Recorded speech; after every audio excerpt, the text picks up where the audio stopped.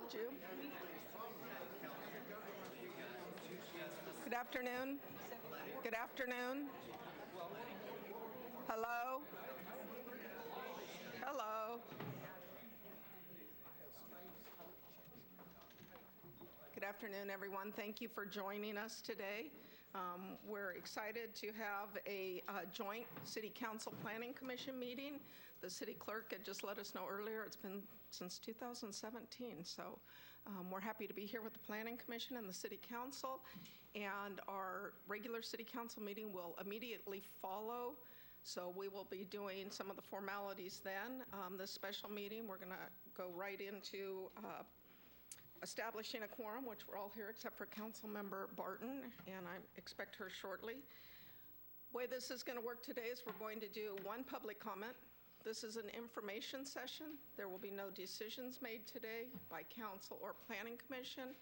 We're going to give you an update on information for offshore wind, for the battery storage Vistra project, and for the downtown design. Included in that, there will be discussion on historical preservation, heights, and some of the other things. So we only have 2 hours. We're going to get started.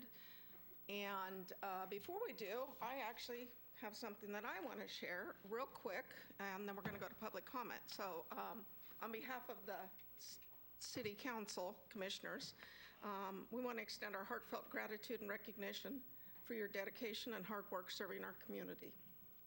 Your commitment to ensuring the responsibility and sustainable development to our city is truly commendable.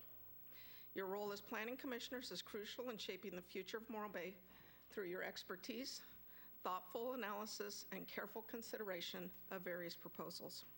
You play a vital part in maintaining the unique character and charm of our beloved city. Your efforts contribute to the preservation of natural resources and foster a thriving and vibrant community. We understand the hours you devote to reviewing plans, attending meetings, and engaging with the public. Your willingness to listen to concerns and aspirations of our residents is a testament to your commitment to serve in the best interests of Morro Bay. Your dedication to transparency and inclusivity ensures that all voices are heard and considered in the decision-making process. The Morro Bay City Council recognizes the immense value you bring to our community. Your expertise, professionalism, and integrity have earned you both respect and trust from the council and the residents. As we continue to navigate the challenges and opportunities that lie ahead, we are confident that with your guidance and expertise, Morro Bay will continue to flourish. Your commitment to upholding high standards of planning and development will undoubtedly shape a bright and sustainable future for our community. So again, we extend our appreciation to each and every one of you and your outstanding service to the Morro Bay Planning Commission. So thank you. Thank you. You're welcome.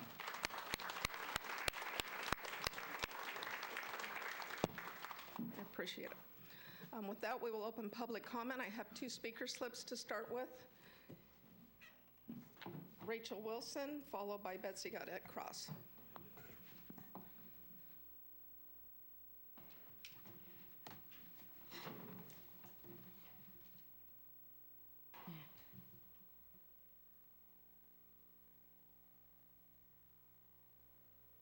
Good afternoon. I listened to a meeting that Vistra did at Moss Landing last Wednesday, and they talked about plume modeling. Next, please. This was the slide that they presented on plume modeling. And they said steady winds at 15.8 miles per hour, a weather condition occurring only, I love that word, that's a sales pitch word, 7% of the time. By the way, 7% of the year is 26 days. Next slide, please. Plume modeling just simply says, where's the smoke going from a fire? They'll talk about C-rail, which is the safe exposure limit. And this is what Vistra said they found for Moss Landing in their plume, that hydrogen fluoride would exceed the safe limit if there was a fire. Next, please. They talked about steady winds at 15.8 miles per hour, 7% of the time. They said only 7%, but again, that's 26 days out of a year. Next, please. What does that mean? If there was an incident at Moss Landing that released airborne contaminants, on one of the 26 days, it would exceed the allowable limit for hydrogen fluoride gas. Next, please. Hydrogen fluoride gas is deadly, or it causes severe respiratory. Next, please. So how often does Morro Bay have winds that are 15.8 miles per hour or above? Today is one of those. If you see white caps, it's one of them. That's 2019 data. Next one, please. 2020 data. Next, please. 2021 data. Next, please. 2022. We're going to stop and look at this one. If you look at the bottom of the red line, that's at about 15.8%. If you look February, March, April, May, June, July, August, September, most of our days are at 15.8%. Next slide, please. 2023 data showing the same thing. With global warming, they are expecting us to have more windy days. Next slide, please. So the question is, why would Vistra even consider a best plant for Morro Bay? This is what they said at their meeting. It is very rare that we will have any ground level impacts. They did not say we will not. If all our systems work as designed, we know that lithium battery plants have not worked as designed. And at Vistra, we say that we like to learn from all of our events. Morro Bay is a tourist town that cannot evacuate. We should not be a learning site. In the future, the number one thing REACH and any other organizations should look at before recommending an industry is how safe it is. Thank you.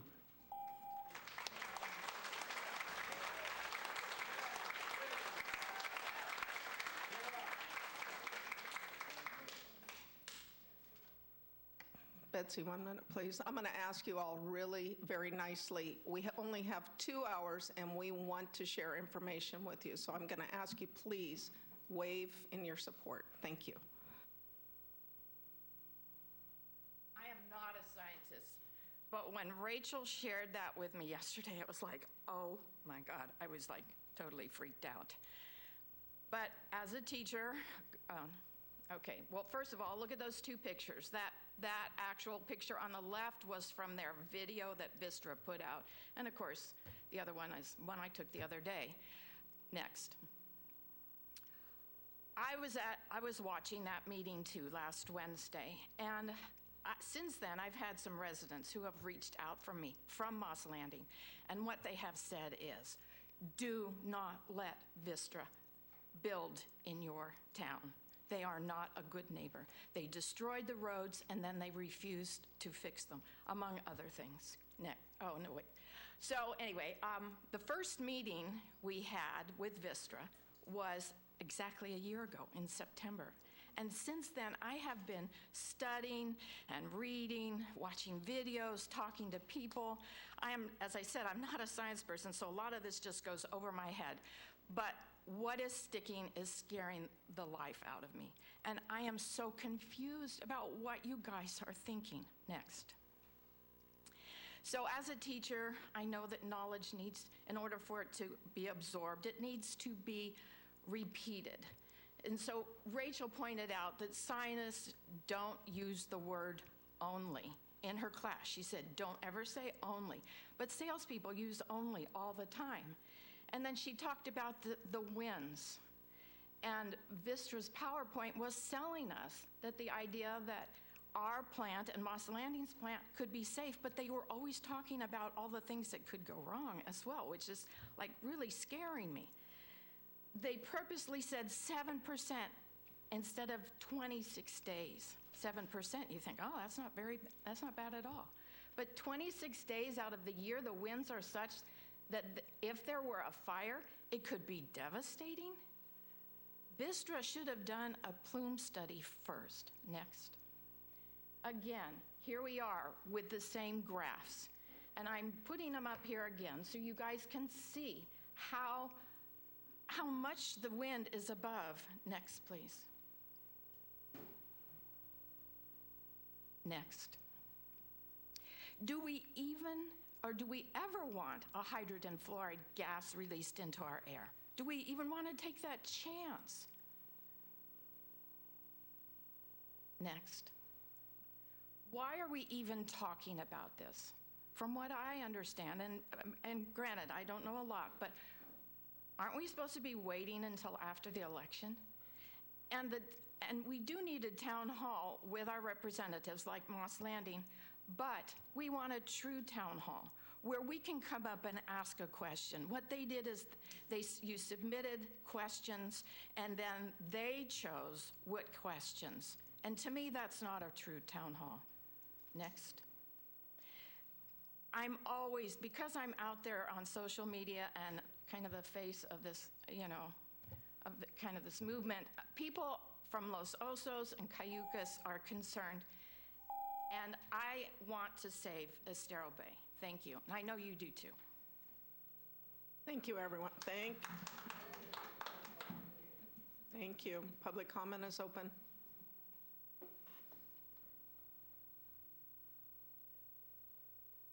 Hi, my name's Karen Aguilar, and I'm a resident of Morro Bay. I have a really quick statement to make about Vistra. They remind me of the pharmaceutical companies and the ads that they have on television. You see people running through, daisy fields, but they're on pharmaceutical meds. I don't know anybody who has to take pharm meds that are going, man, I can't wait to get my next round. So that's my 2 cents.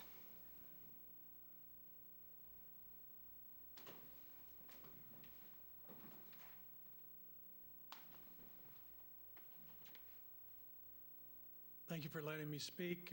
As last time, I won't say my name because some people have been threatened with lawsuits. I am a voter and resident here at Morro Bay. I noticed that there was a battery fire in San Diego in the last couple of weeks. Was it Valley Storage or something like that? They evacuated all the residents within a quarter mile by cell phone, I understand. I'm hoping if you put this here, we'll sound the nuclear alarms to make sure everybody knows there's a battery fire. And also, are we going to have standby evacuation buses at the high school, which is right next to this facility? We want to make sure the kids get out of here. You know, if there's a fire and they're going to breathe some of the toxic gases that have been mentioned here. You came here already intending to industrialize our beachfront. You knew that you would have to have a change in the code to make this happen, but you came anyway. I don't think that's fair. There's a controversy right now where a restaurateur said F the locals. I feel a little bit like that. I'm sorry if that offends you, but that's what it feels like. We completed the 10-year plan, and now you want to change it. Can you guarantee no fires? If you can guarantee it, then let's talk.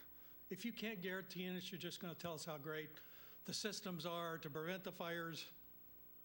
Really, take it somewhere else. Put it somewhere where it's not next to a population center. By the way, I'm a former nuclear submarine officer. I know a lot about nuclear power. I'd rather live a mile from Diablo Canyon than a mile from what you're planning to do here. I would feel safer. And I have a lot of science in my background.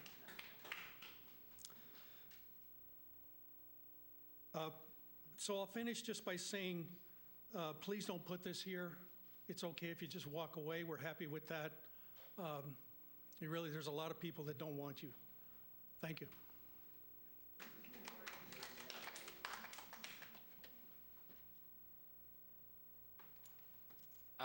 One of the big things here also is there's been multiple stay-in-place orders at Morro or at Moss Landing. You know, I'm from a place that had a home next to high density of chemicals. My home insurance went up from $200 and something to thousands and thousands and thousands of dollars. My home went down from, about $6 million to about $1 million afterwards. I was personally devastated by projects that really harm my family. We would study water. My uncle, a water scientist, we moved here to escape that, and now we're dealing with it again. And it's just one of those things where if we did the math right, at that amount of, I sold our car this week to a firefighter. He told me it's 20,000 gallons for a single Tesla fire, and that water becomes like beyond contaminated. That's the current way they do things. And it also gives the firefighters cancer, et cetera. If we just do the math and say, okay, we have 15,000 car batteries, how much water is that? It's between, what, 200,000 and 600,000 fire trucks worth? We don't have that. Are you gonna buy that? How many sirens is too many? How many warning sirens have gone off? You guys have had multiple stay in place, stay in shelter orders. How many sirens have gone off there? How does that affect the value of our homes or the feel of our community? So these are just real questions that this is just the wrong place. I think we're gonna submit a proposal between Paso Robles and Bakersfield for an alternate site very soon. We are just asking you guys to stop doing this to us. We've already lost one house being proximity to chemical densities. We're not really wanting to do it again. So we're documenting this, we're shedding light on this. We just want to preserve our community. Please help us.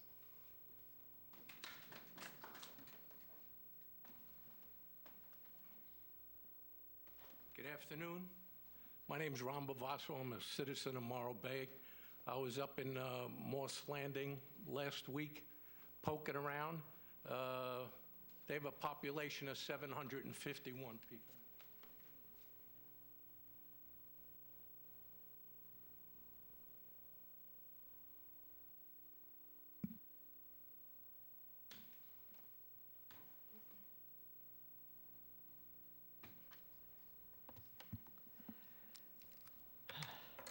Well, good afternoon, Madam Mayor, council members, commissioners, and city staff. My name is Steve Ray, and I'll say it, come and get me.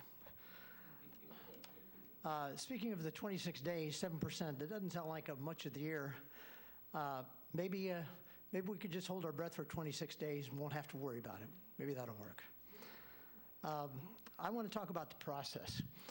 As someone who's been involved in the writing and promotion of and opposition to environmental impact reports for over 40 years, and having taken 2 to the Supreme Court and prevailed on 2 precedent-setting cases, I know just a little bit about environmental impact reports. The impact report for this project is going to be quite extensive, very detailed and technical, and the staff is allowing 45 days to review it. That is an absurdly short amount of time to review this EIR. The normal one for a project of this size is 90 days, double that amount. I recommend that the council direct staff to make it a 90-day public review period to be adequate. Second, I noticed in the list of items that were completed in the environmental impact report, among those completed, it said that the introduction is completed. As someone who has been involved in this, I find this totally astounding that the introduction has already been completed when the EIR hasn't been completed. What that says is that the conclusions have already been drawn, have already been decided on the project, and now you've got to write it to make it fit the conclusion. So it's highly improper. In any EIR I've been involved with, or members of my family who write them have been involved with, the introduction is the very last thing you write, because that's where you start to introduce exactly what the rest of it's going to say. And to have the introduction completed is just, I don't understand that at all. Second, there are 2 major things that are omitted from the staff report. One is that this project will wind up going to the Coastal Commission. Everybody knows that. Even if whatever the city decides, it's probably going to be appealed by other side to the Coastal Commission. And the fact that there's going to be an amendment to the Coastal Development Plan required, the Coastal Commission is going to have to see this. And the fact that that wasn't included in the staff report is a very serious omission in talking about where this project is going. The other thing is that in November 2024, there's going to be an election. And that wasn't mentioned at all. That could have a serious impact on this at all. So I would, as you read the report, be very aware of what is there and what is not there as well. Thank you.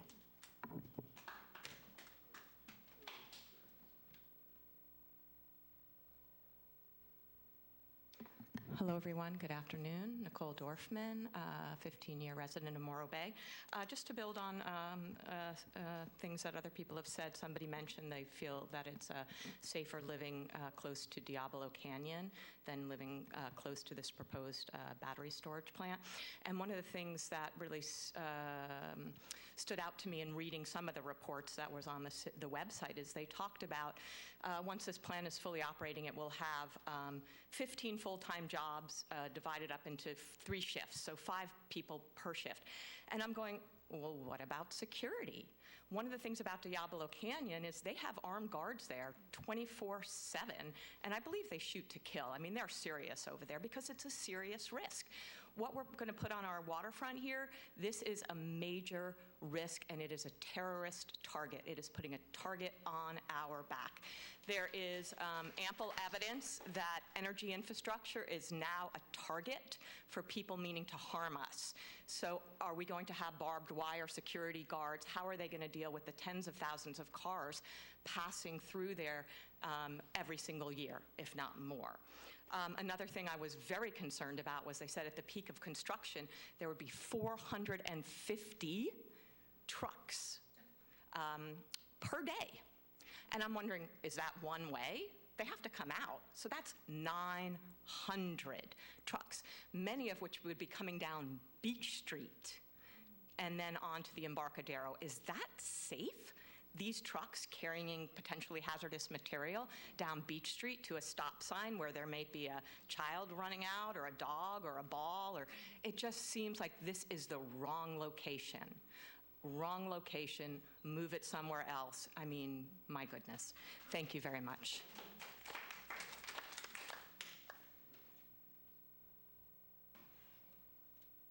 Thank you. With that, I will close public comment and bring it back to Council and Planning Commission. Is the Harbor Director, excuse me. Oh, sorry, AG, almost forgot, AGP. Thank you, Mayor Wixom. There are currently no raised hands in the queue. Thank you. With that, I will close public comment. Thank you, Dana. Is our Harbor Director ready to roll? We will get into this. He is on Zoom and ready to go. And I will share his PowerPoint. So the first item that we're going to bring forward is going to be information and timelines on offshore wind development. And please remember, the information we're sharing today is the information that we have received, whether we've gone to workshops, participated, and so the Harbor Director will give you that timeline from there to today.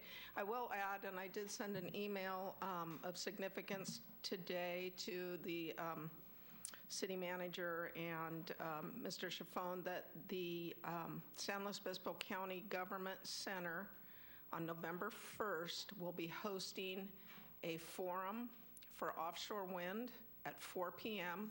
It will be run by Congressman Carvajal's office, Senator Laird's office, and Assemblywoman Addis's office. So there will be more information posted. This is just a press release going out today, so you will have that date if you're interested in attending. And with that, I will turn it over to Ted.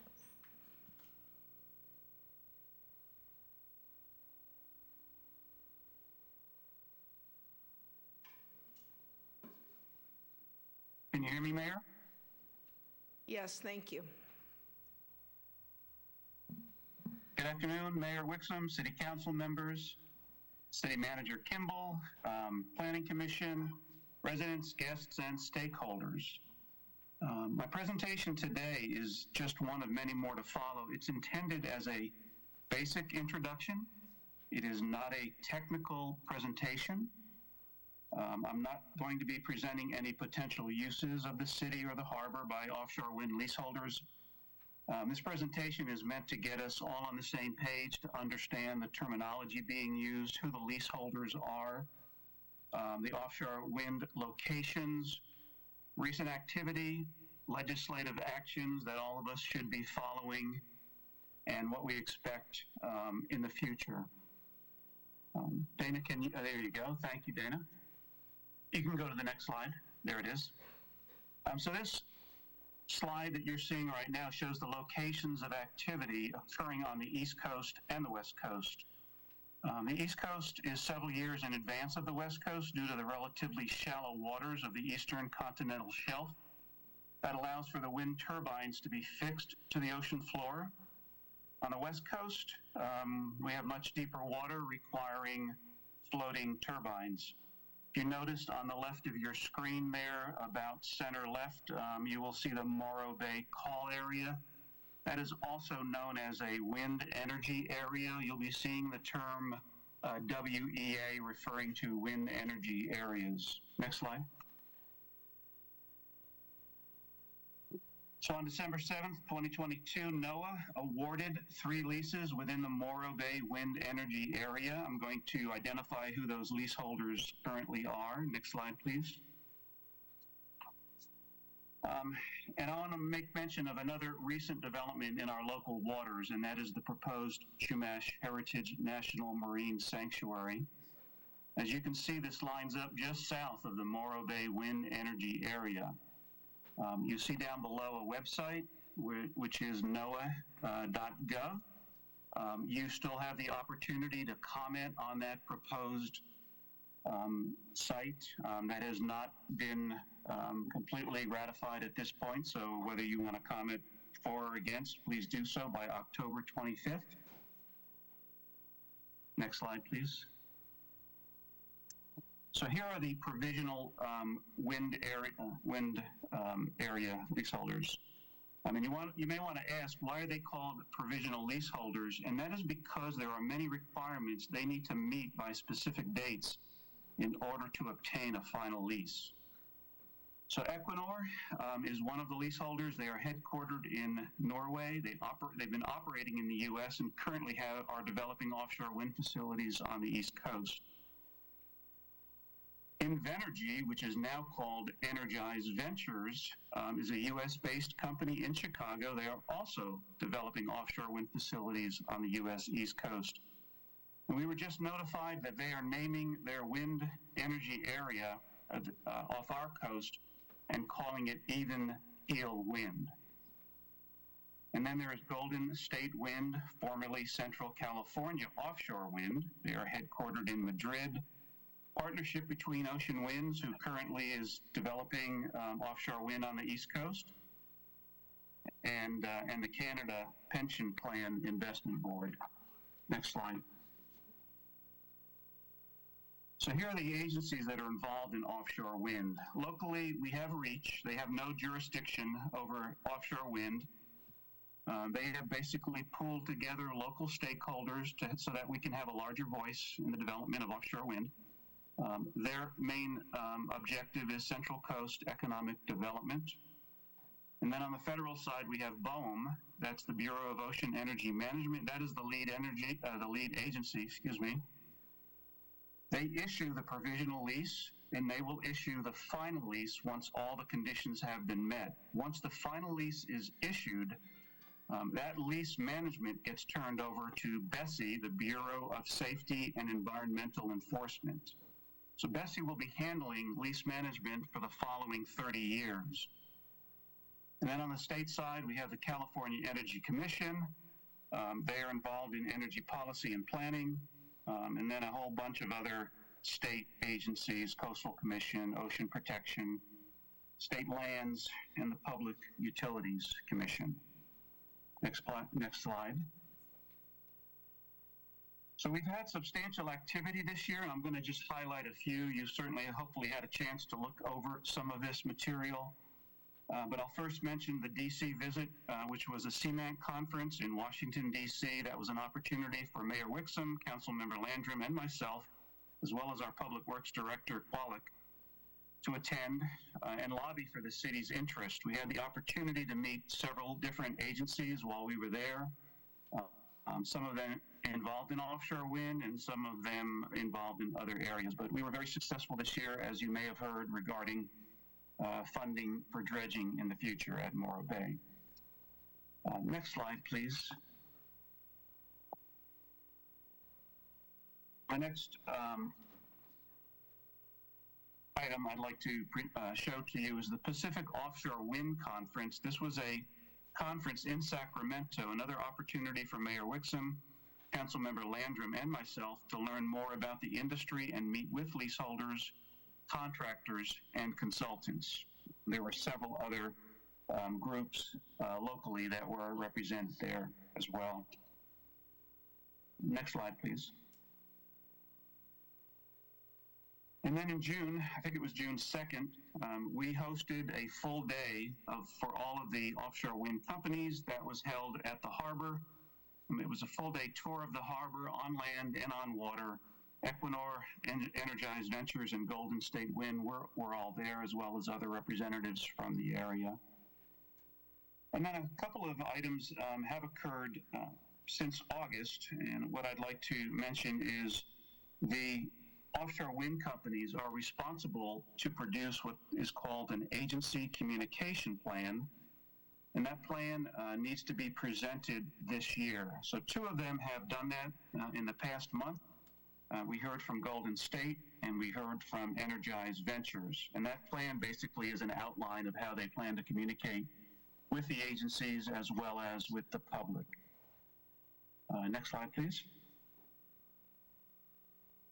I'd like to point out, especially to our residents and stakeholders, some of the legislative actions that are occurring and some of the public agencies that are involved. So first, regionally, REACH produced the Waterfront Siting and Infrastructure Study. And what I'd like to ask you to do, if you'll just Google those words, REACH Waterfront Siting and Infrastructure Study, you can find that study on the internet and look through it for yourself. Regarding legislative actions, SB 100 has been signed into law, and that requires California to reach 100% of total retail electricity from renewable sources such as wind by 2045. AB 205, basically I'll summarize it for you. There's a lot that goes into these legislative laws, and I'm just basically giving you my take on really what it means to us. And this basically allows the leaseholders to go directly to the state for permitting. That is legislation you should follow. Next slide, please. SB 286, another piece of very important legislation for our community as well as our commercial fishing organization. 2 important parts to this legislation. One, I would call it the fast track permitting. This combines CEQA and NEPA into one process. And if you've been involved in development, you know if you do a development in the state of California, you need to go through CEQA. If it's going to have any significant environmental effects, same thing for federal permits. And so what this process does is it basically puts it under the coastal, I won't say who it's under. It's going to be combined into one process where there'll be one application and one process both for CEQA and NEPA at the same time, which will save permitting time for the offshore wind companies. And then the second part of that legislation requires the Coastal Commission and the Department of Fish and Wildlife to convene a working group to develop a statewide strategy to ensure that offshore wind projects avoid and minimize impacts to ocean fisheries. And when for offshore wind energy projects, the Commission shall consider including compensatory mitigation for unavoidable impacts to fishing. And they shall recognize locally negotiated agreements between the fishing industry and offshore energy leaseholders. And I know that our commercial fishing group was highly active in seeing that that legislation included that language. Next slide, please. So AB 525 is a requirement for the Energy Commission to produce many different reports. And again, if you'll Google, you'll find these. If you just Google AB 525, CEC, there's a strategic plan that's being developed, an economic benefits plan that's being developed, a permitting roadmap. And as a part of that, State Lands Commission has already produced what is called a port readiness plan. That's a great document again. If you'd like to just Google State Lands Port Readiness Plan, you'll find that readily on the internet, and you can see for yourself. And then there's one recent bill that was passed after I prepared this presentation. In fact, it was just passed about 10 days ago. It's AB 1373, and that allows the Department of Water Resources to serve as a central procurement entity for non-fossil fuel energy. So this basically creates a path to ensure that the leaseholders have a power purchase agreement in place when they begin operations in 2030. And that was one of the sticking points, as we've heard throughout the months of the leaseholders not knowing if they were going to have anyone to buy their electricity. Next page, please. So on the federal side, just some basic information here. The Biden administration has set a goal of 30 gigawatts of offshore wind energy by 2030. California plays a big role in seeing that happen. And the Inflation Reduction Act granted hundreds of millions of dollars for planning, modeling analysis, and for onshore and offshore interstate transmission lines. And then BOEM recently produced the California Offshore Wind Ports Assessment. Again, just Google that information and you will find that online. It's a very interesting document. So where do we go from here? Next page, next slide, please. So we already know that the initial leases were auctioned and granted on a provisional basis in December 2022. We are currently 2023, and we are seeing pre-survey meetings and the planning stages taking place. And the lessees, as we have begun seeing, will begin to submit their public engagement plan. Next year, and for the next several years, they will be submitting their site assessment plans, field surveys, and then finally their construction and operations plan. BOEM then in 28 will decide whether the construction operations plan is complete and sufficient, and then they will begin the NEPA, CEQA environmental and technical reviews at that point. And then, if everything goes as they plan, BOEM will approve the COP, and if it meets the requirements, construction will begin at that time. So that concludes my presentation, Council. If you have any questions, I'd be happy to answer. Thank you very much, Ted. I appreciate that. And I think I'm going to look to my right and turn it over to Planning Commissioner Roshan for his side to take the first questions. Mayor, thank you very much. Nice to be here with everybody. Thanks for having us today. Let's go around and we get a chance to ask questions and respond. Do you mind if we start with you, Eric?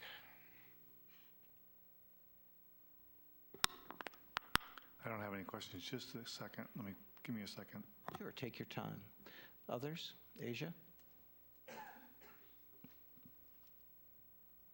This might be too early to get answers, but do we know how the construction of this industry will impact our waterfront? I know that's a big question. Do we know what Morro Bay is obligated to yet? Do we know what we're committed to yet?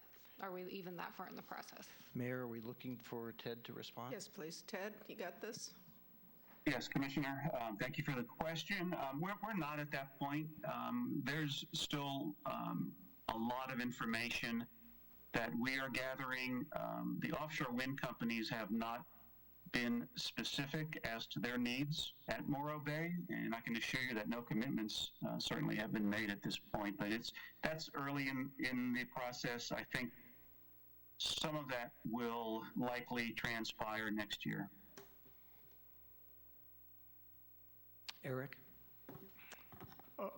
Do we know anything about the alternative landing sites for the cable landings, for instance, the naval base in Cambria or the China Cove discussions? Has there been any other alternative, let's say, landing sites for the cables and or port services?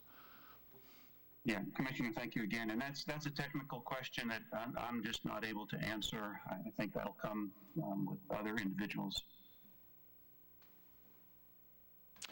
Joe, please.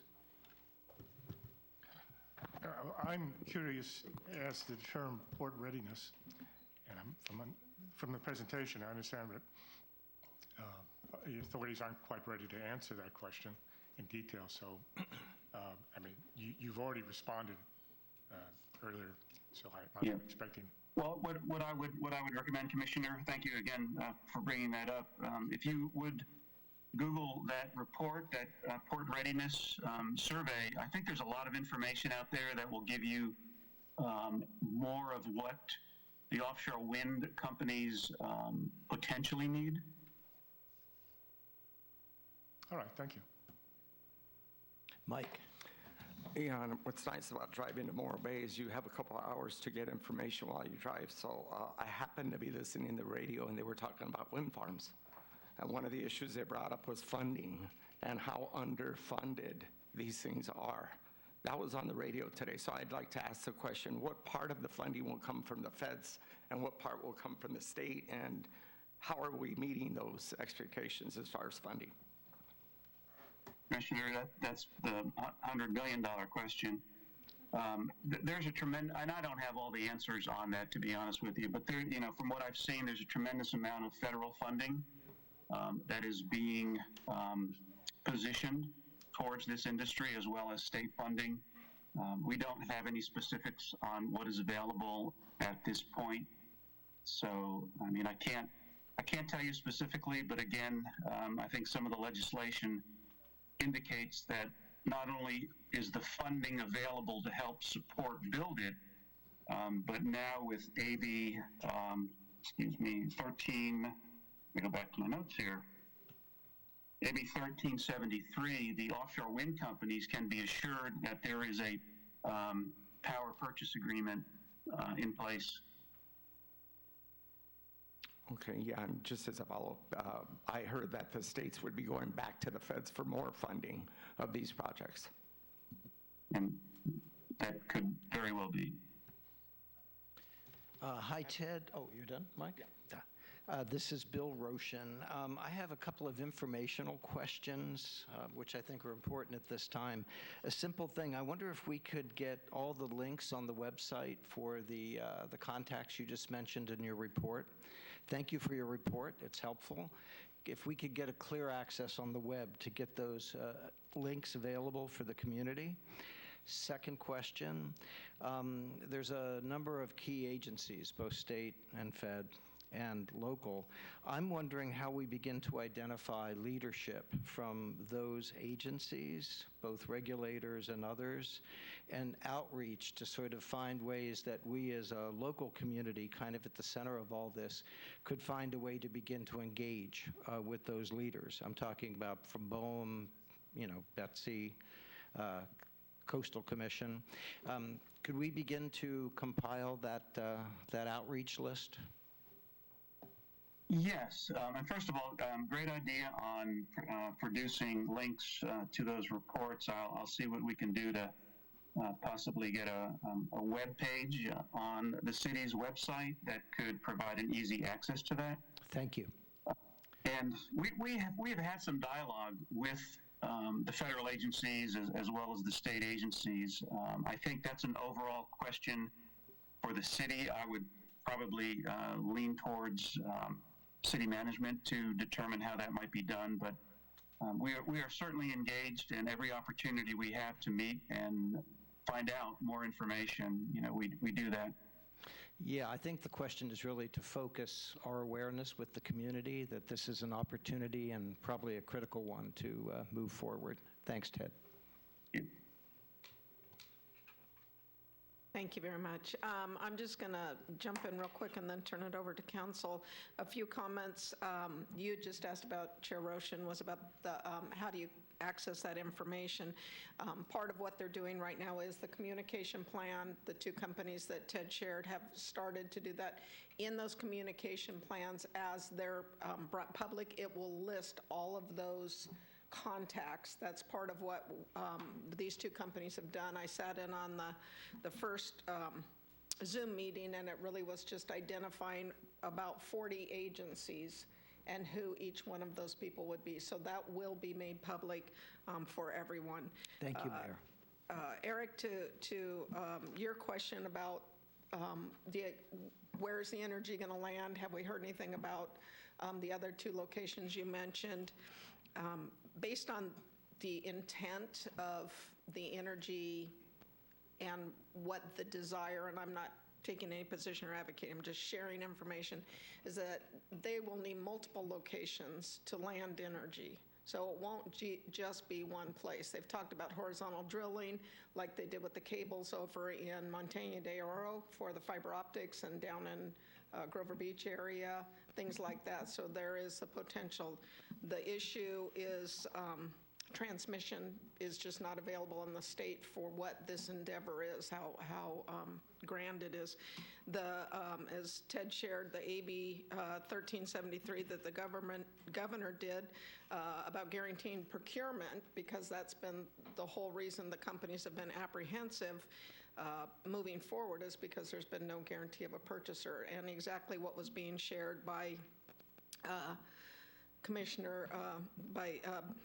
Mike, thank you, Rodriguez. There's too many people here at the table. I think what you were alluding to is the East Coast, where the funding issues are there, and so some of them are stepping aside and saying they can't, the cost of supplies, everything about it has exceeded what they could do. So that's the East Coast. Ted, you also talked about the channel dredge, and I just don't want anybody to be confused. That is something that the Army Corps Engineers does on a regular basis. It's not anything extra. It's our inner channel dredge, and we secured those funds when we were in Washington, D.C. So with that, I'm going to look to my left and turn it over to Councilmember Ford. Thank you. It's going to be one of those days, isn't it? Thank you, Mayor. And it's such a pleasure to welcome all of our commissioners to this meeting. This is great. I don't really have, the only question I have at this time is, first, can we silence our phones, please, if you don't mind doing that? And then the second is, I'm wondering, it says in 2023 where it's the pre-survey meetings and planning stage, and I'm just curious if there has been any discussion with the City of Morro Bay on our involvement with that with the surveying process for the lease sites, if we've been involved in that conversation. Just curious. I can answer that, Councilmember Ford, if you'd like.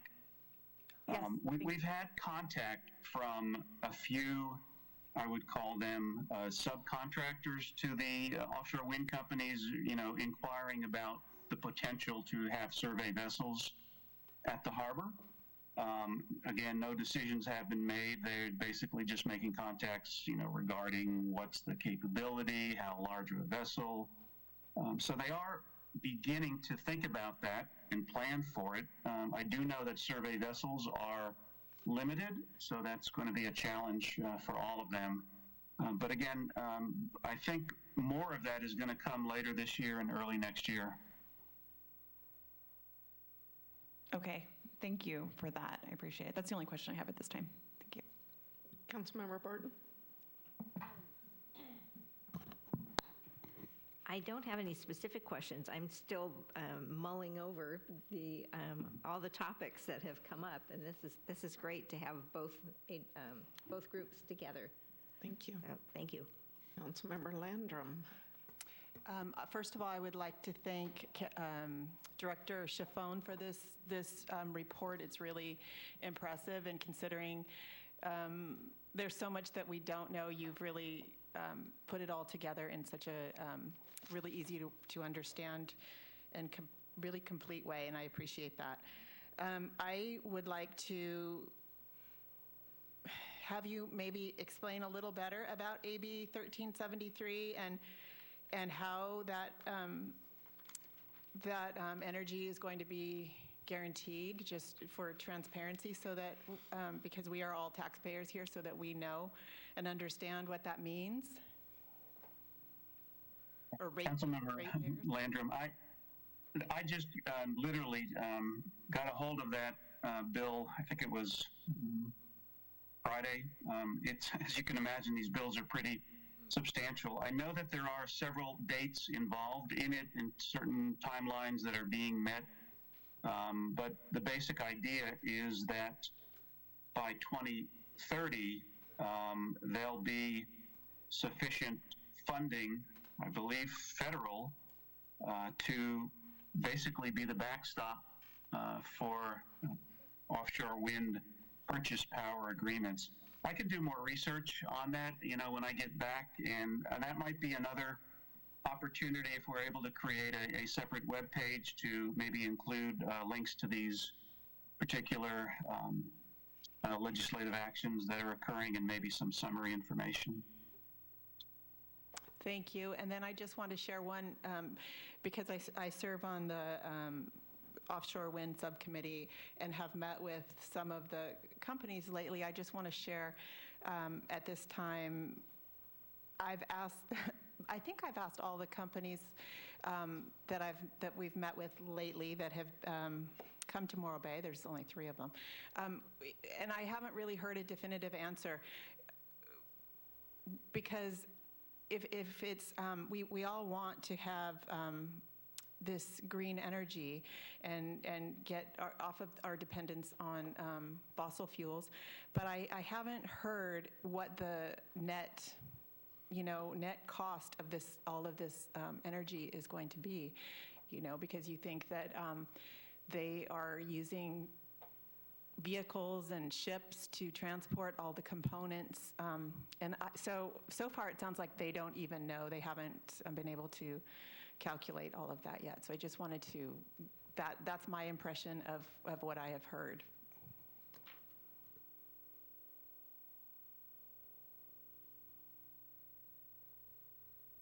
Councilmember Edwards, questions? I don't have any questions at this time, but I really appreciate Director Chiffon's report and your ability to convey here today, simplify it for us in the public. And I do think it's going to be a good idea, especially also with AB 205, connecting, if we can have links to those bills, because the connection with that, as well as the BESS and how those projects, how that would work with relationship to both types of projects. So appreciate that.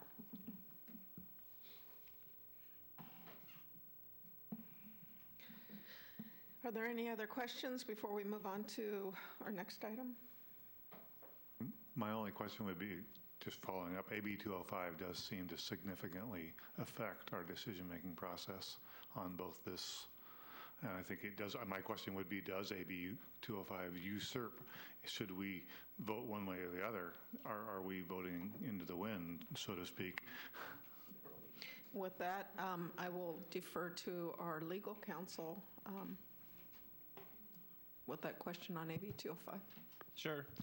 Assembly Bill 205 allows applicants for both battery energy storage systems that are the capacity that are being proposed in Morro Bay, as well as for onshore infrastructure for these wind projects, to receive their permits from the California Energy Commission rather than from local authorities if they so choose to apply for those.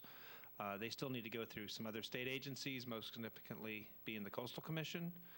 But yes, these projects could secure the necessary permits through a state agency rather than going through local permitting authorities. Thank you. Can I just clarify too, through the mayor and the chair, vice chair? Next year, there's supposed to be a state ballot initiative that would return power back to the local governments. So how would that impact this whole thing or blow it up? No, that's another thing I know that's coming, so we have to consider all these things. Certainly, the voters of the state of California could change AB 205 through ballot measure. The ultimate legislative authority rests with the people in the state. Okay, thank you. Mayor, can I add on to that too? City Attorney, what opportunity do we as a planning commission and a city government have to engage this process with AB 205?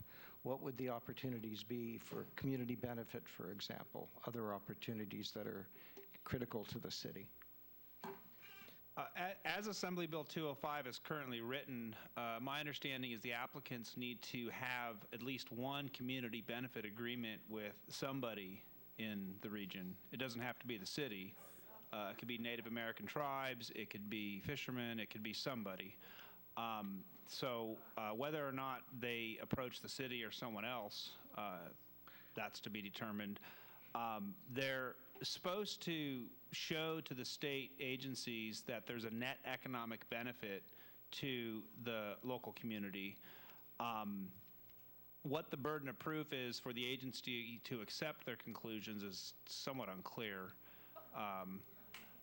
I think that if the city were to engage in this process, if these applications were submitted to the California Energy Commission, then there would be opportunities, but the ultimate decision would be up to the CEC on whether or not these permits are issued. And then, of course, Coastal Commission has to be involved, too. So being selfish for my city, if I would push you further, I would want more of an opportunity, I think, to make our case. Yes, and I've actually spoken with the mayor about this and with other folks within City Hall about if these applications were submitted to the CEC, then there are different opportunities that the city could, at its discretion, engage in to make its voice heard. As it stands right now, there have been no applications submitted to the CEC. There's currently an application before the city right now. But if things were to change, I absolutely would be available to engage with the city on making sure that every possible opportunity for the city's voice to be heard. And this is an important question, right? I believe so. Thank you. Thank you for that. And I would just share that in our conversation, you have shared with me that at this point, AB 205 has been untested in the state. So. Yes. The Assembly Bill 205, there's been no project that has gone to the state under Assembly Bill 205 at the present. So it's unclear exactly how it would work because it's new legislation. Thank you for that update. Director Chaffone, thank you so much for the information. Again, this is just to share this information so that you have the same information we have. I love the idea of setting up that website, and I think that's important to share these projects that so affect our community, and everybody will have that updates and information as it comes. The webpage is great, and also the Director Chaffone offers updates at our council meetings on offshore wind. So with that, if we're ready to move on to our next item, I will turn it over to Community Development, and we will discuss an update on the Vistra battery storage project. Thank you, Mayor. Just a second while we bring up the presentation. I guess I'll take this opportunity to sort of reinforce maybe, one of the comments that you made earlier about, what the City Council and Planning Commission can do here as it relates to this, because this is a little different than the offshore wind project. We actually have a pending application before the city now for the battery energy storage project, or the BESS. So that limits the Council and Planning Commission's ability to really, engage in a discussion on project merits, right? So what you are really kind of limited to is project questions. You shouldn't be debating the merits of the case or the project. That opportunity would be afforded to you later on in the process, assuming the project moves forward to discretionary review and public hearings before the Planning Commission and City Council. So just kind of wanted to maybe put a reminder out there for you. Looks like we got the presentation up, so I'll move into the update on the status for the BESS project now. Project location is at 1290 Embarcadero Road. That's the former location of the power plant property. It's approximately 107 acres in size, with the BESS project covering about 24 of those. And the BESS project is proposed in the area where the fuel oil storage tanks were located. The project includes a 600 megawatt battery energy storage project. Also includes demolition of the 3 stacks, the main power building, and then development of a master plan for the entire area of the property. Permits that are associated with it are the coastal development permits. I think one of the speakers previously was correct, is that the CDP would be appealable to or by the Coastal Commission. It has a conditional use permit with it. It has a master plan, which would require certification by the Coastal Commission as part of the city's local coastal program. And then there's the Environmental Impact Report, or EIR. Here are a couple of maps of the site. The one on the left has the kind of outline of the 107 acres shown on it, outlined in sort of that reddish, maybe sort of fuchsia-looking color. And then on the right is a site plan for the project. The left portion of the site plan is that area where they're proposing the BESS. Those are approximately 90,000 square foot buildings, 3 of them. And then to the right of that and to the upper right portion of the map, on the right is the PG&E switchyard, and then below that is the area where the main power building and the 3 stacks are located. Some of the background on the project. The original application was submitted in December of 2020. It was reviewed internally by staff and deemed incomplete on January 21st of 2021. We did receive a revised submittal from Vistra in February of 2021. Eventually resulting in the application being deemed complete for processing in February of 2021. Also in February of 2022, we received a revised project that expanded the nature of it. It wasn't just the BESS anymore. It was going to include the demolition of the 3 stacks and the main power building. The master plan shortly thereafter was included in the project, and as that is a requirement of the city's general plan that was adopted in 2021. EIR got underway in early 2022. As far as the master plan goes, we've had 1 community workshop, and we released a survey where we received a little over 600 responses to that. Survey responses are posted on the city's website under the current planning projects page, so people can view that information in there, as well as other information associated with the BESS project, including background and technical studies. EIR status. EIR is being prepared by Rincon Consultants. Rincon is hired by the city, and it covers all of the project components, which is the BESS, demolition of the stacks, the main power building, and the master plan. The EIR is being based on background technical studies that are being prepared by both the applicant and Rincon. All applicant prepared studies are being peer reviewed by Rincon.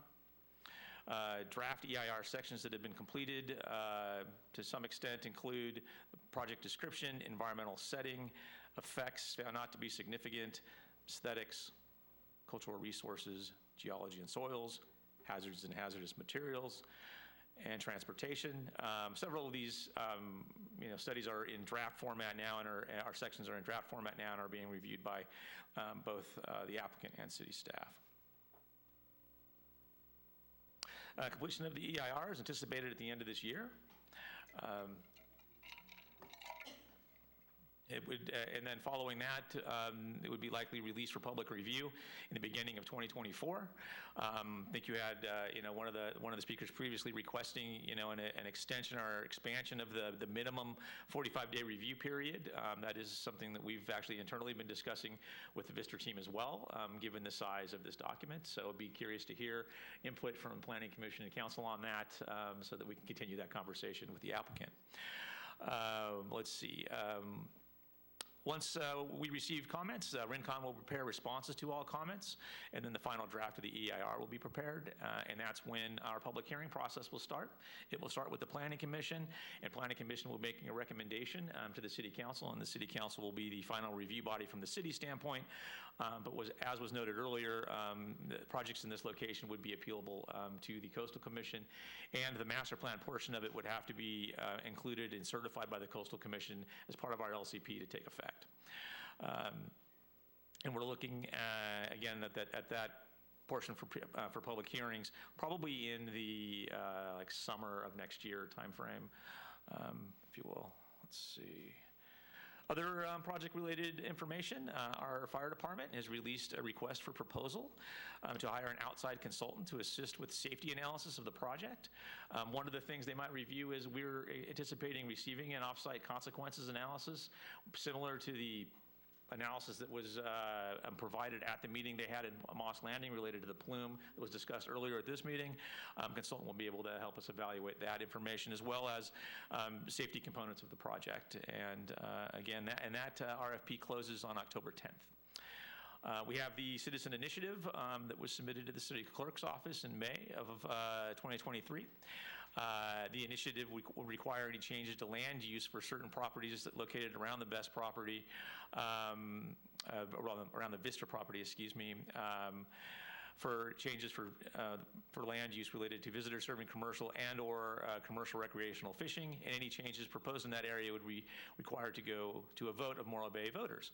And as the City Council is aware, at your last on the City Council meeting on September 12th, 2023, you voted to order an election on the proposed ordinance to be held on November 5th of 2024.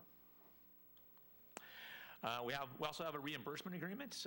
This is a big project. It's got a lot of moving parts to it, and it's expensive. So the city entered into a reimbursement agreement with Vistra. They reimburse all costs associated with the project to cover not only the consultant costs that we've hired out, but also city internal costs, that's staff, as well as legal counsel. And again, those costs are being covered by the applicant. I think that's the end of my presentation. I'd be happy to take questions. Thank you very much, Director Graham. I will look to Chair Roshan and let you take it from your side. If you don't mind, Commissioners, I'll start this time. Scott, thank you for that report. I'd like to go right away to one of the speakers in public comment today, Mr. Steve Ray, who made some very strong points about EIR issues. If you could respond to his questions. One was 45 days versus 90 for an EIR of this scope. Yeah, you would note that the 45 day is the minimum. That's what's noted in the staff report and was noted in my presentation. We realize internally that this is a large document with lots of technical components to it, and we have been having ongoing conversations with the applicant about having a longer review period. So I appreciate the commentary. I think that that's likely appropriate, and so again, I was interested in hearing what the Planning Commission and City Council thought about that. I'm glad to hear that, and also his response, or your response to his question about the fact that the introduction was completed before the final. It's a draft, and based on some of the information that we have to date, also, we had, draft sections of the EIR early on in the process before it was expanded to include the master plan and to include the demolition of the stacks and the main power building. And so that's what that was referring to. Scott, another process question, the master plan. There's been one workshop, one public meeting. What do you expect the rollout to be? How do we make sure that we've got community engagement in a, let's call it a substantial way? So we did that, and we did the community survey. Again, we received over 600 responses on that.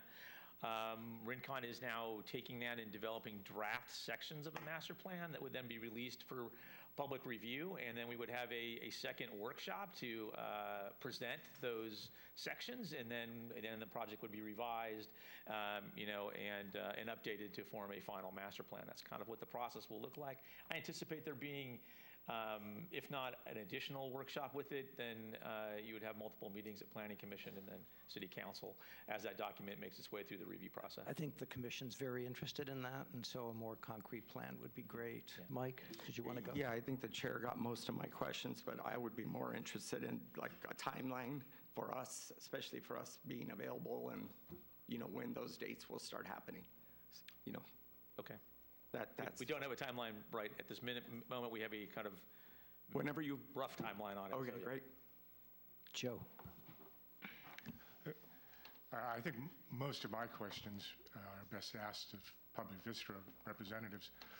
But when I was looking at the files over the last few days, and there's a great deal of material to go through, so I may have missed it.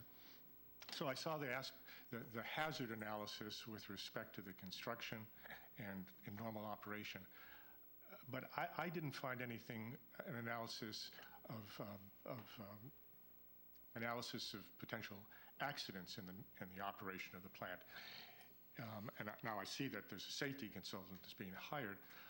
But as part of Vistra's application, is that some sort of information they are going to supply, or is that not typical of this? Or what? They have indicated they are going to give us some information along those lines. From an EIR standpoint, it's not something, you know, that you're often looking at in an EIR because the battery project isn't designed to catch on fire.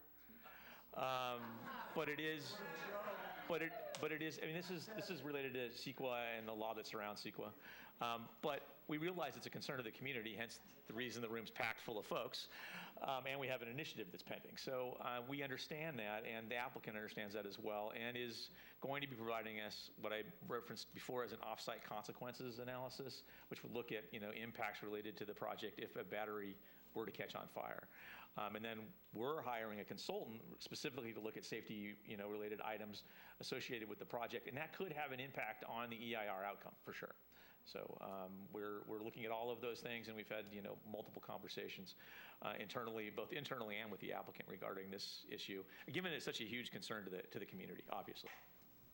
Scott, thanks. Asia, questions?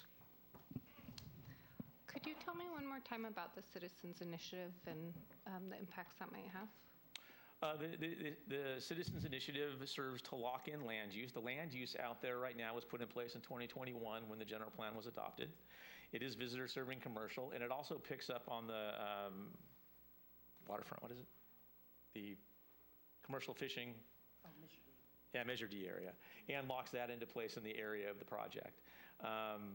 So what it would make if the initiative were to be voted and approved by the Morro Bay citizens would be that any change to that land use to something else, like light industrial to accommodate a battery project, would have to go back to the voters for approval.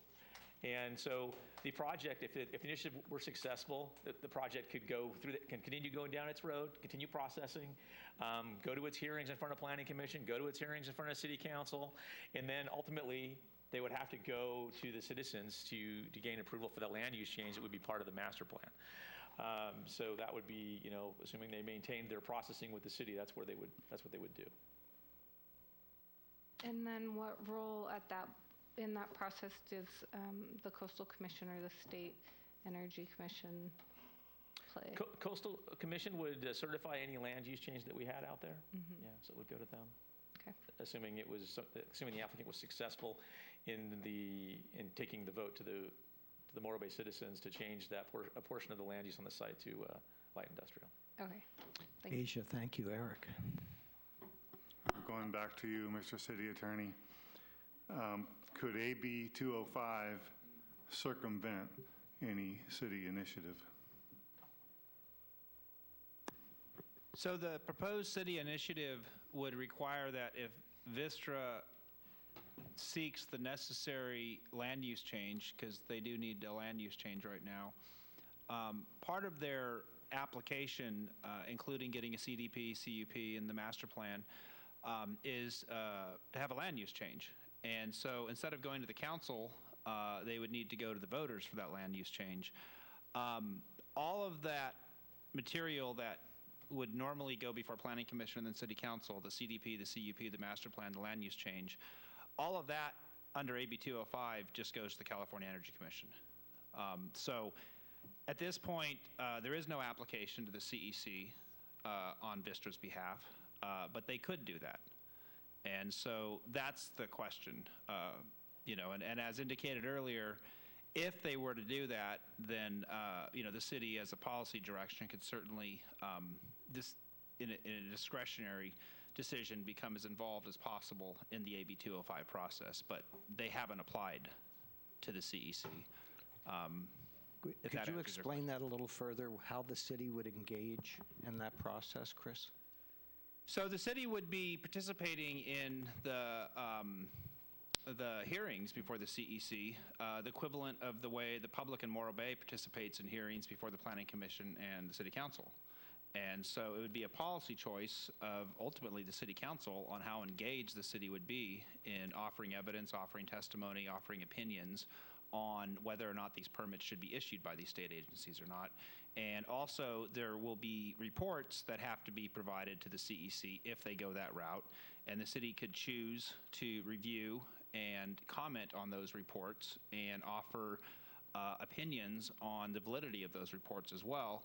I would like to think that the state agencies would give some deference to the local community that the project is proposed to be sited in, and that would be, of course, a policy choice on whether or not the city decides to engage in those discretionary actions.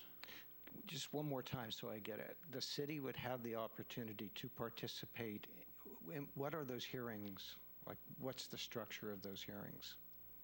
I'm not familiar with exactly how those hearings would occur because none of them have happened yet. AB 205 is a new piece of legislation. It was part of the state's push to streamline permitting for green energy. And so this is a new thing. I mean, if an application were submitted to the CEC to bypass the city, then the city would have the option of having staff and legal counsel review in more detail this process and what our opportunities would be. Given there is no application before the CEC right now, the city hasn't, done a bunch of homework on it because they might not ever apply to the CEC. But if they do, I would assume that would be something considered heavily. So, Chris, the consideration by the Planning Commission and ultimately what City Council has to say is still very important around this issue. Yes. Thank you. Question? Any other questions, Joe? No, I'm not done.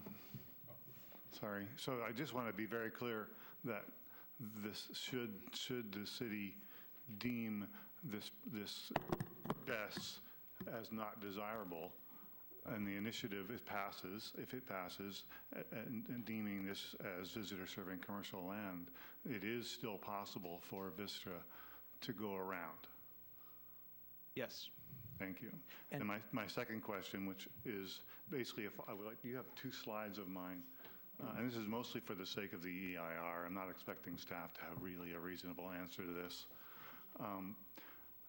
In the oldest maps of Morro Bay, this is this is the Morro y Cayucos Rancho, and this is, I think, 1860 something, I forget, 1861. If you look at the lower line, the diagonal line going from northeast to southwest, the rock is at the very bottom there on the left. That's the original line of Morro Creek. And if you go to the next slide, this is the first plat map of the city of Morro Bay, and the top street there is the Beach Street, for instance. The street right out front here isn't even on this map, it's north. But where you see the creek coming down just at the top of the map, left of town of Morro, that is essentially the Maritime Museum. That's where the creek used to come in, and as evidenced by our recent floods, the creek kind of wants to go back there. And so my question essentially for the EIR is this, in 2 parts. Given the original routing of Morro Creek and its tendency to want to return to that route, as evidenced by the 2 recent floods, is flooding from an atmospheric river rain event during a king tide taken into account by the EIR for the BESS project? And the second half of that question is, what measure of 100-year estimated sea level rise is being used, and who decides what measure of sea level rise is being used?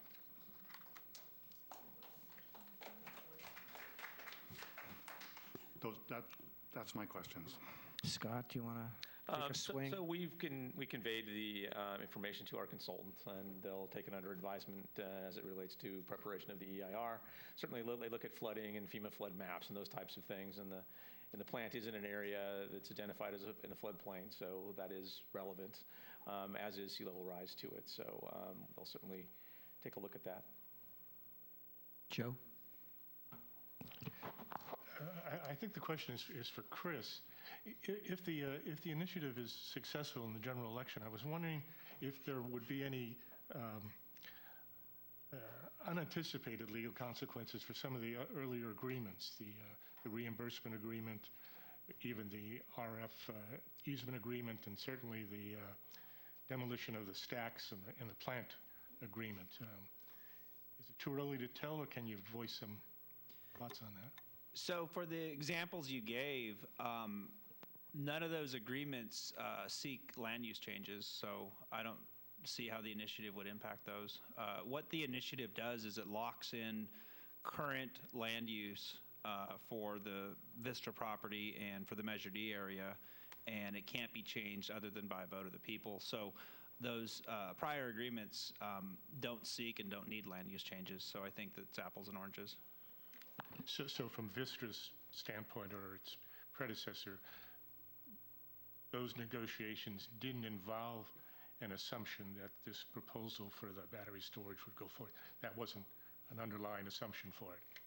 The applicant, when the application was deemed complete for the BEST project, they went in eyes wide open that they needed a land use change, and that's something that typically goes to a city council.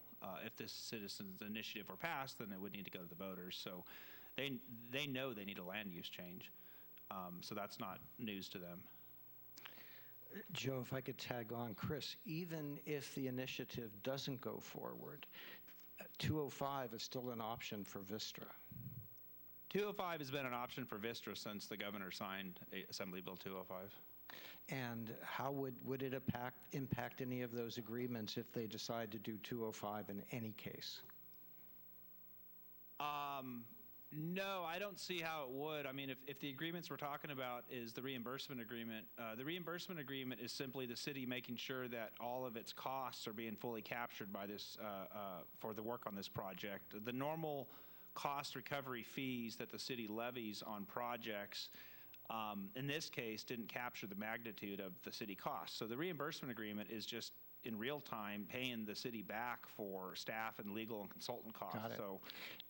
And then as for the Vistra MOU, that was a deal that was done in part to settle litigation and involved some other aspects, and that's a binding agreement. So I'll drill down one more step. If they would go the route of 205, how would community benefits be impacted relative to the city? That's speculative at this point. So there would be no opportunity for negotiation. In other words, that could not be an opportunity for us. I can't really speculate. That's too much into the future. I mean, if the Vistra application proceeds to go forward with the city, then at some point there would be a discussion between Vistra and management and council on community benefits. If they go the AB 205 route, then there certainly would be a discussion on community benefits. I'm not sure how. Well, let me ask the question this way. If they went that way, there would be no required commitment to community benefits as part of the process. Well, I mean, it's hard to say one way or the other because we haven't had discussions with them on the community benefits. But would it be at their option? Well, community benefits right now are really at their option either route they go. Well, it's a negotiation, though. Yeah, it's all subject to negotiation. So would they have to comply with the negotiation? So AB 205, I believe, requires them to consult with stakeholders, but ultimately the decision-making authority is with the CEC rather than with the City Council. Great. Thank you, Chris. I think we're good, Mayor. Perfect. I was going to say, we're getting way too speculative, and we don't have that much time to get to our third item. So, Councilmember Ford, questions? Thank you, Mayor. Some great questions, by the way. A couple of mine were answered, or not answered yet. But I do have a question, and it was brought up by Ms. Dorfman regarding security. And I'm just curious, I know that other battery projects are, maybe a little bit more removed from higher populations and that sort of thing. So I'm curious, at what point in the process for the permitting of this project does the conversation regarding the amount of security needed come into play? I mean, I think it's an ongoing, discussion. What they've proposed right now is simply securing the facility with fencing and things like that, and whatever other electronic surveillance type, things they would deploy on the site. I don't know that they're proposing to have, what type of guards or anything on site. We don't have anything from that, do we? No, there's not. We don't have anything that indicates that's what they're proposing at this point.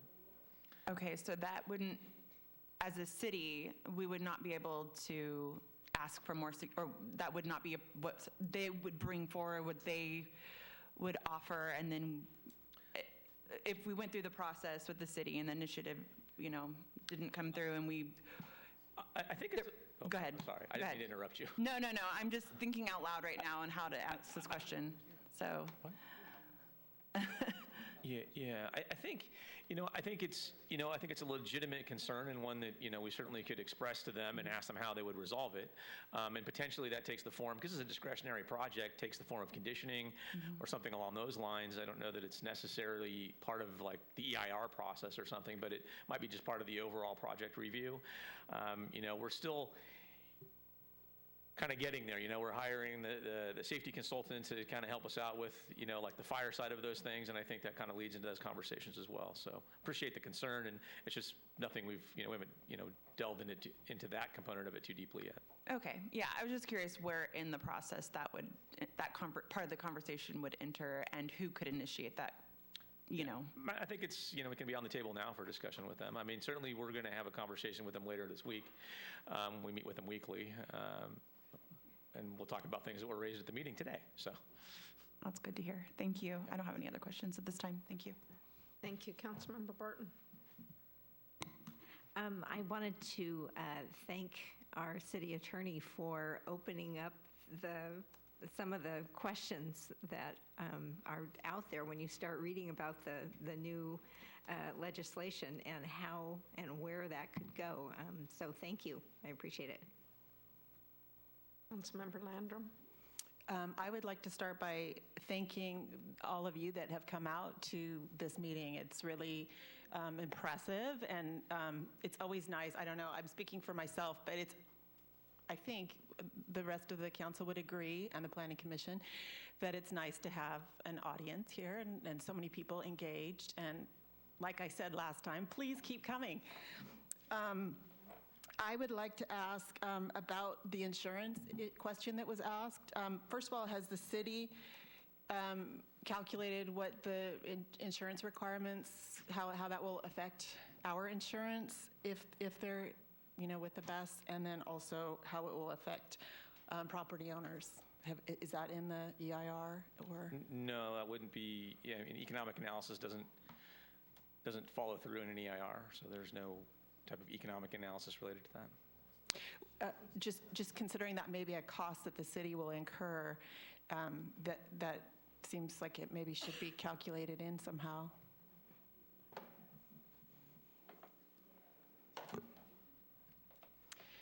And then also I would like to know, it's coming up at the next meeting, in fact, the master plan, the waterfront master plan update, and the grant that you're seeking for that. And I'm wondering how it's expected that will tie in with the Vistra master plan, and, do they line up time-wise, or how? I mean, it seems like they should all be looked at the same time.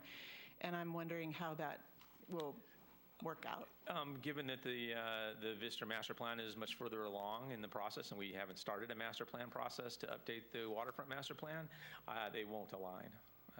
So as they come forward, they will recognize, like the waterfront master plan, assuming council authorizes us to move forward with that, then it would recognize and take off from the information that's provided in that report for the area that's involved with the Vistra master plan. Oh, and then one last question regarding the air quality section and the greenhouse gases. Is that, do I understand is that calculating if the plant, once it's in place, or is it to build the plant? It addresses construction-related impacts and addresses operational impacts from the project, and then also looks at vehicle miles traveled, because that's the requirement of CEQA. So those are the things that the EIR will look at. Thank you. Councilmember Edwards. Yeah, I'd like to thank Mr. Graham for, answering all these questions. I know it's a lot, and a lot of it can be speculative at this point. But I kind of want to shift gears, if I may. You did mention that the safety analysis could have an impact on the EIR. And I was wondering if I see Chief McCrane in the room, I was wondering if I could have him speak to the safety analysis and hopefully maybe give us some of his perspective.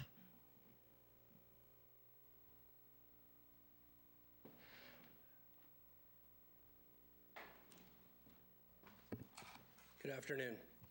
So for the safety analysis, we took a tour up to Moss Landing a couple weeks ago and got a little bit of information. We were able to see the evolution of their project throughout the different phases.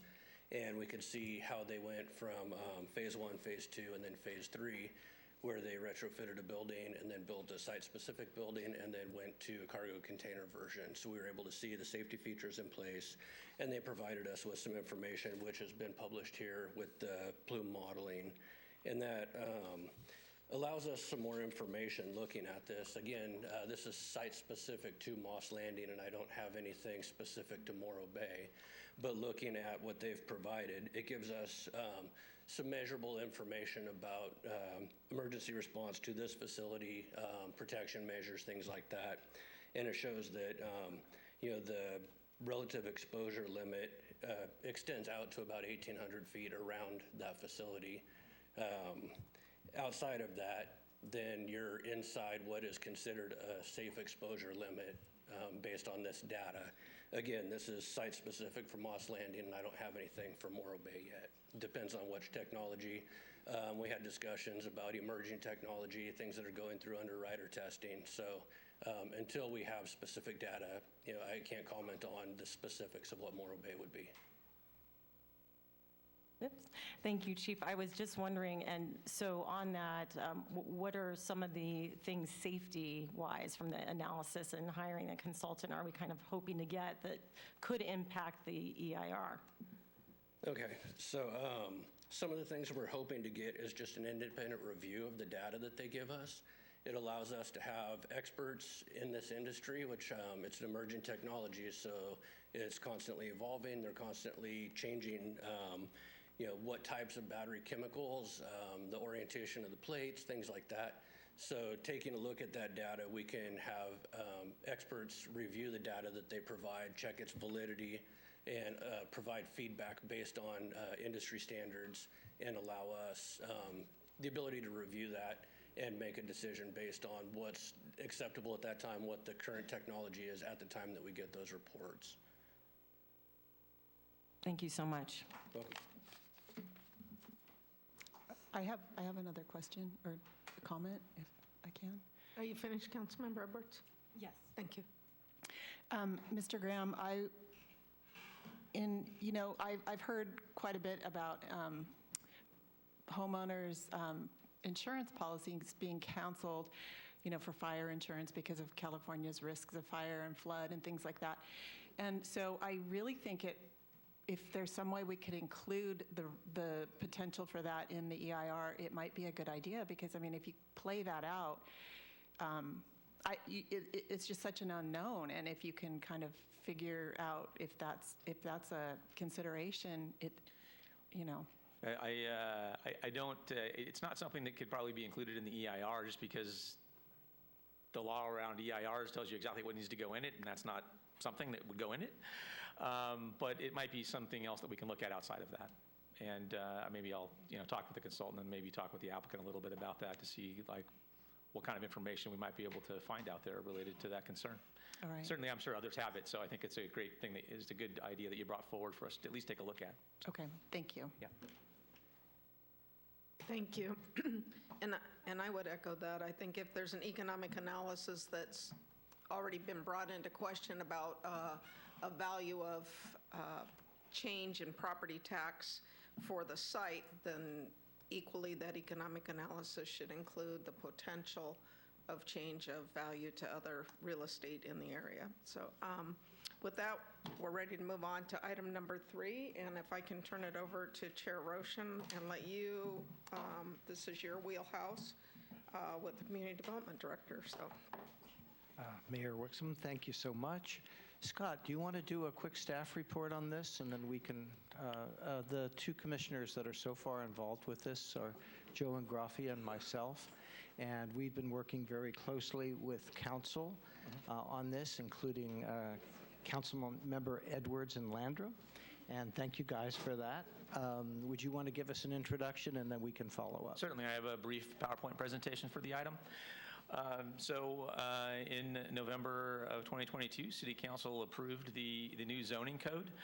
The new zoning code included a height increase for the area along Morro Bay Boulevard, extending down to Main and then north on Main to Beach Street. And so that figure that you see there, the area that's kind of the darker or the black area, that's effectively one lot in from Morro Bay Boulevard and from Main Street. And so in that area, height increased from 30 feet to 37 feet. Council provided some direction to form a future subcommittee to take a look at what impacts from that might look like. Subsequently, Council did form that committee. It includes, as was indicated by Chair Roshan, Council members Landrum and Edwards, and then we have advisors to that committee that include our Chair of our Planning Commission, Bill Roshan, and Commissioner Ingraffia, as well as Jeff Eccles. He's CEO of the Housing Trust Fund, San Luis Obispo. We have Paul Boyclair, he's the owner of the Siren. We have Betty Winholtz, Morro Bay citizen, and then Carrie Arrea, owner of Buttercup Bakery. So those are sort of the advisors to the council subcommittee, if you will. The subcommittee has met on a couple of occasions, and with some help from Planning Commissioners Roshan and Ingraffia, have put together a kind of base framework for how the initiative would move forward. Framework looks something like that on this, what's shown on the screen there. We discussed desired outcomes, potentially development of a downtown design district like guidelines that would be later incorporated into the city's zoning code. And then creation of possible incentives to work around this, maybe incentivizing affordable housing or different opportunities for economic development, or maybe even improved pedestrian experience in the downtown. So those are some ideas that have come out of the committee so far. We have a meeting structure. We have 6 meetings that we're going to conduct that'll include the whole group.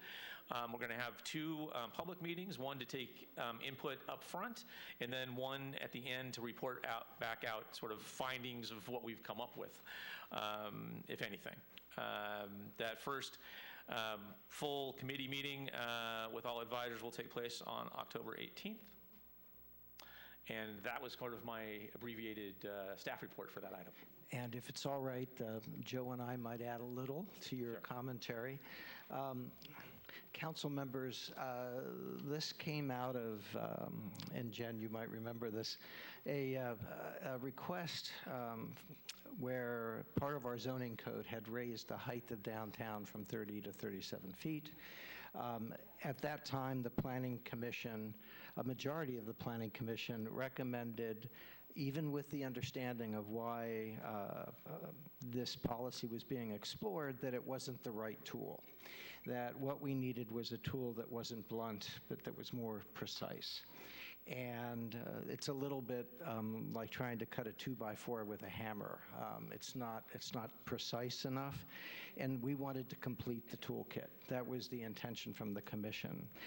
At the time, City Council passed the increase, but with the intent to do the downtown design district. So thank you for that. And that's what we're doing now. And I think we're excited about the opportunity to explore how this might happen. We really see the downtown district as not just an issue in a district in itself, but a connector, something that really does help us give a form and shape to Morro Bay. So we're excited to begin this process, which is going to start in just a few weeks. And again, a thank you to the council members that are leading the effort. And Joe, did you want to add any comment? Well, I think that's very well said, and I can't really add very much, other than to say the original initiative to raise the maximum height to 37 feet covered a very large swath of the downtown area, much too large in any way to be characterized as an experiment, and a likely perfect example of the inevitable unintended negative consequences.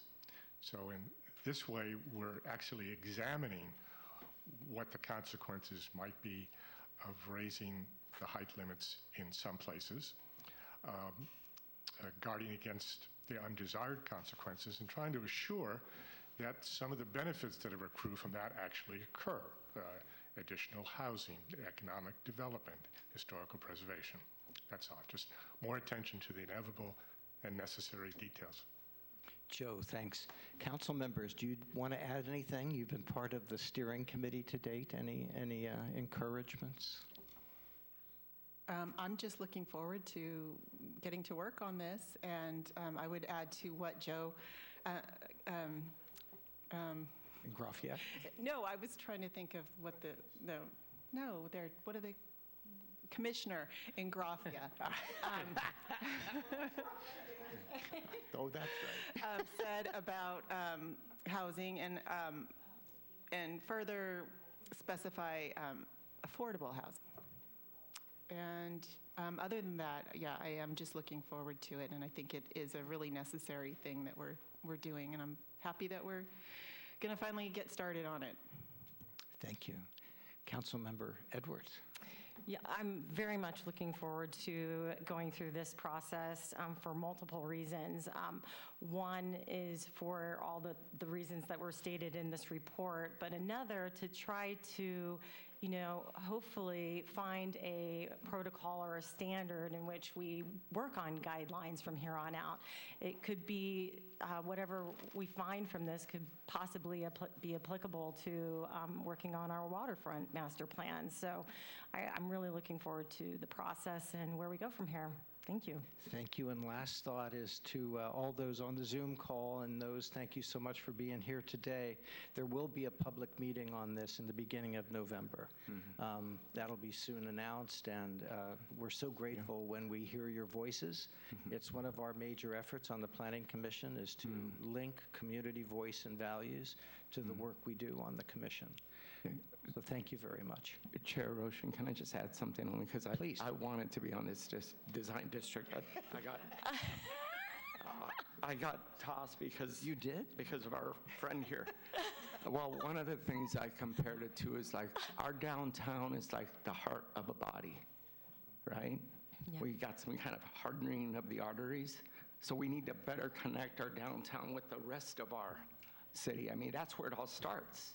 And that's where it should end. But for our city attorney, though, with all this legislation coming down, I know there's going to be incentives and money coming from the state if we do the right thing, especially with affordable housing. And some, I don't want to say penalties, but if we don't build, as going through this process, if we don't look at housing, which has always been something I've fought for at least 20 years, housing and affordable housing. If we don't look for housing in that area, then we're just missing an opportunity, especially with all these new laws. Would you agree that this is an opportunity to meet the requirements of the new laws and what we're looking for in Morro Bay, downtown? So a lot of the new laws require cities to allow certain development, but whether the developers come or not is up to the market. Yes, the Downtown Design District Subcommittee, there's an opportunity there to align with some of the goals the state has set forth. Certainly, that's one of the possibilities. Great.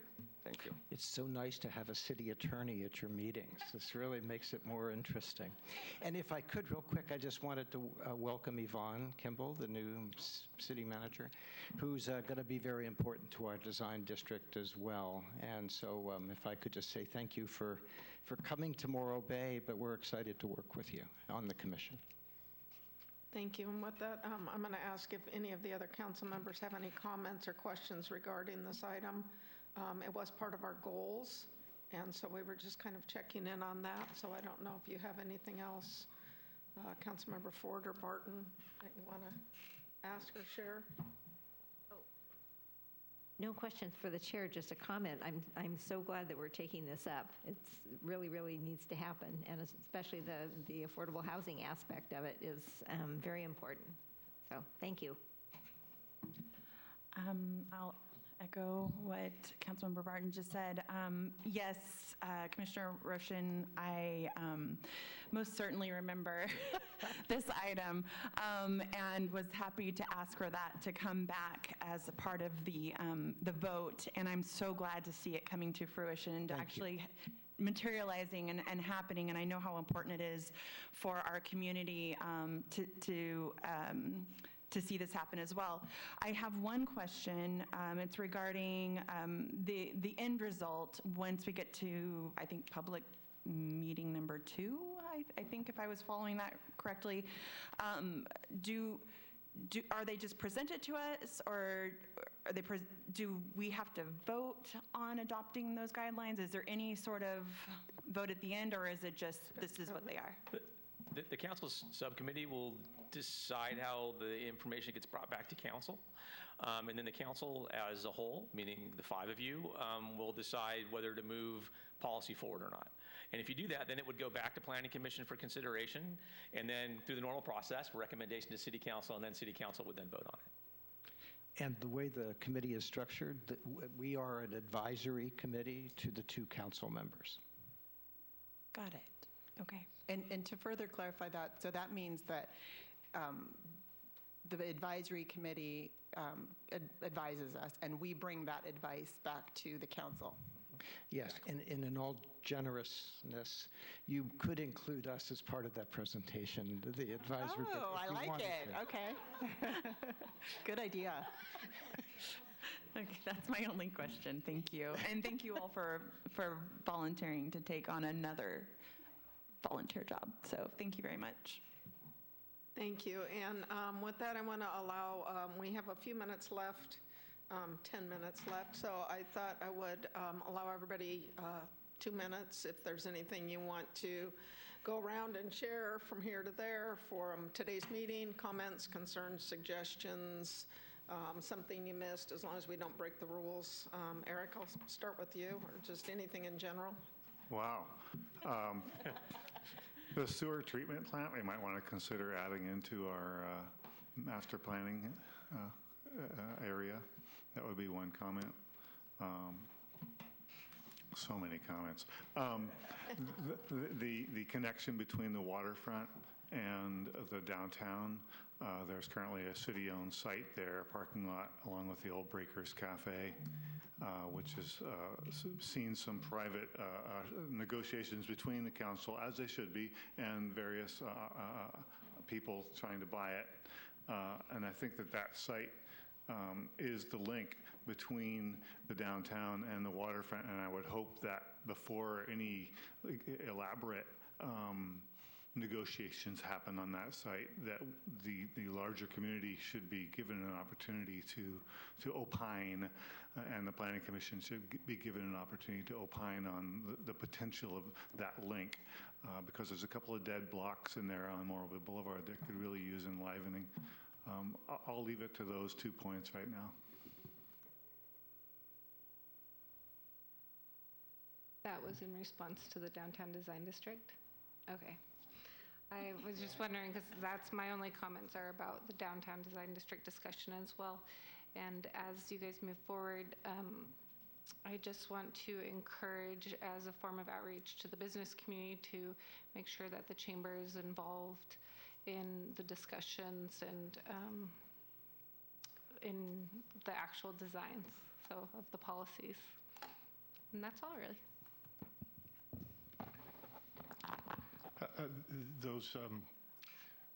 Those graphs at the early part of the meeting showing the hydrogen dissemination into the atmosphere and the toxicity and all that, it got me thinking, because I remember an article I read, the Environmental Protection Agency announced in mid-January of this year that they're revising their standards for fine particle exposure. And I'm wondering if the diagrams we saw today in any way take that into consideration, or are anticipating what the new standards, or whether hydrogen release is even in any way related to fine particle exposure. But it strikes me as something worth investigating. Well, I'll just put it out there because I know the council's going to get it regarding the objective design standards. So I'll just say you guys are going to be getting it. But let me talk about something that I figured out a while back. But in the process of doing that, I made a connection that I think we have to consider whenever we do things as a city as a whole. And that's that energy, water, and housing are not independent. They all happen together. we live in a state where if we go through a drought, we all have to cut back on our water use, right? It's either mandatory or voluntary water use. And when we go through a hot summer, we have to turn off our air conditioners, right? Or we can't plug in our EVs because we don't have the energy that's required to, power up the state in hot times. So I just wanted to keep everybody focused on the fact that we don't do one without considering the others. Water, housing, and energy all work together. And I'm not saying electric or gas, all energy, because right now we can't just use electric. All right, so there will be a transition period. And I think we all recognize that. But I thought I'd throw that out there, but objective design standards are coming your way. Nice. Thank you, commissioners, for all that. I'm going to use my 2 minutes to comment on the meeting today as a general process option. And let me start with thanking the mayor, first for your really kind comments that you began the meeting with. That was really generous. And then all the council members for including us. I'm excited today because the two focuses are together in the room for the Planning Commission, the community and the council. The Planning Commission has 3 goals. Our first goal is to be an advisory board to City Council. That's our first goal. Our second goal is actually to make sure that we're implementing the general plan. Our third goal is also to look and to evaluate projects, project by project, brick by brick. And to do that, our key point is to involve the community. The community voice is one of our main missions, how to hear from you and how to use that. So this is exciting for us to sort of see how this all comes together.